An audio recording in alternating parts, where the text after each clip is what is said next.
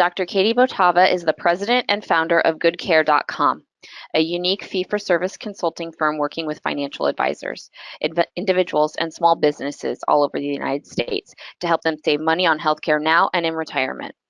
Dr. Katy is the author of Making the Most of Medicare, a guide for baby boomers, now in its 5th edition.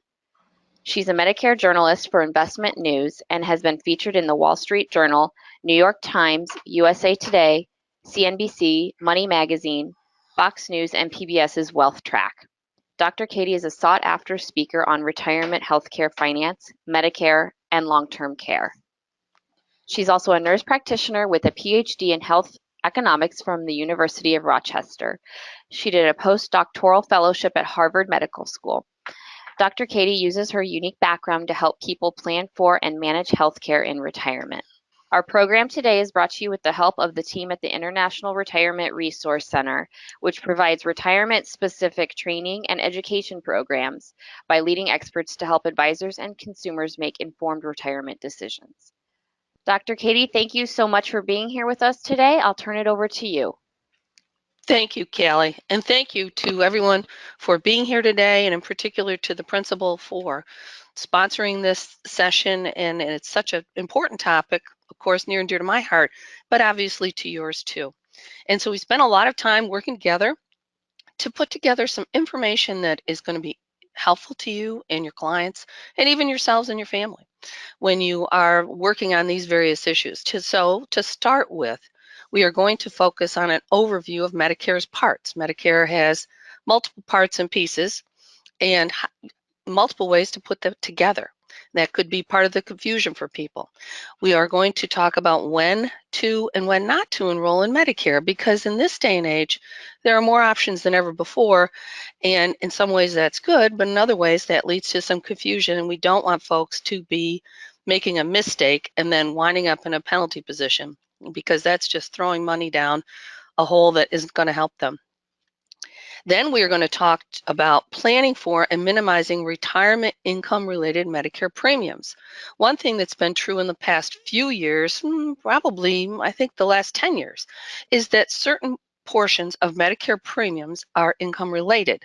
But in the last few years, and in particular this year, the cost of that additional charge has gone up, and it's affecting more and more people.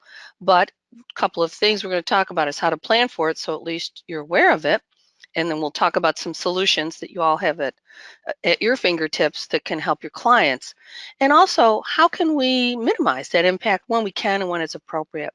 So we'll focus on that and how to fund that healthcare cost bucket. We've got some case studies that Scott and I have worked on and Scott's going to talk about. And then we will have plenty of time for questions and answers. And, you know, as Callie mentioned, you've got your chat feature there, so chat those questions in. Healthcare is a puzzle. I always say it is a puzzle because there are multiple pieces to fit together. And what are the person's needs and preferences? Some of them we know fairly soon if people have a health history, but some of them we don't. So we need to plan for the eventuality, and then some of the things that we know are common to happen.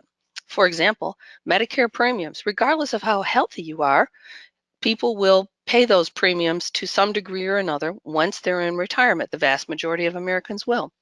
And then there are caregiver preferences. More and more, that's a big variable. I bet that some of you on this call today are caregivers yourself for parents or siblings or other family members. And that's important to include the caregiver in the conversation. What's available for care? What does it cost? What are the payment sources? And we're going to talk about that with some of our solutions here. And of course, there's so many rules and regulations, it can make your head spin. But our objective here is to keep your head from spinning and focus on what are the useful pieces that you could deal with. And they're out there. I always say that 65 is the great divide. It's the great divide when it comes to health insurance.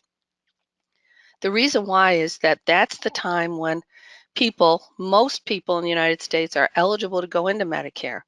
And now they need to figure out, do I go in or do I wait? Can I wait? What are the criteria? The other thing about Medicare, it's a very different type of coverage than you've ever had before. You're used to having coverage from your employer, having one card, knitting it together, generally speaking. And Medicare has multiple parts and pieces and a couple of main ways to put it together. And that said, really hundreds, if not thousands, of choices. So my goal here is to give you a little roadmap of what are those parts and pieces and a bit of an overview of how to put them together. Because this is what we want to avoid. 90 to 95% of folks on Medicare are overspending.